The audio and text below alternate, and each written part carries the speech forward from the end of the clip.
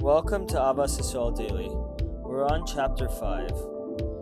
Children or servants.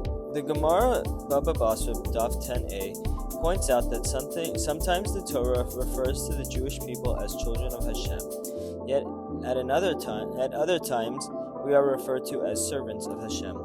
The Gemara explains, when we are doing the will of Hashem, we are called His children.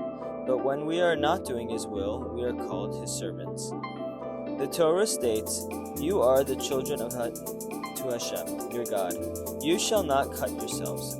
When a non-Jew's close relative died, it was common for his dear ones to cut and bruise themselves as a sign of mourning. But the Torah prohibits these actions. The Torah states that the reason for this prohibition, because you are the children of Hashem. Rashi explains that since we are His children, our appearance must befit our Father. However, the Gemara derives from this verse an additional command. The Gemara states, don't separate the Jewish people into cliques and factions. For example, in one shul, there should not be conflicting customs.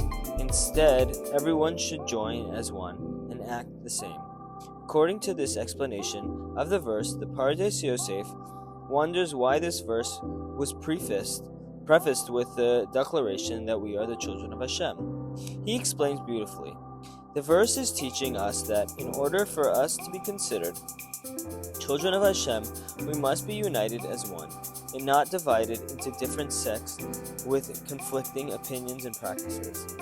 In our daily tefillos, and especially on Rosh Hashanah, we daven that Hashem should answer us because He is our loving Father.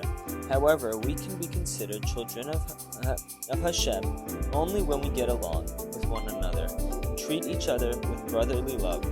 We cannot have it both ways. If Hashem is my Father, then He is His Father as well, and that makes us brothers. But if we aren't brothers, then He can't be our Father. Thank you.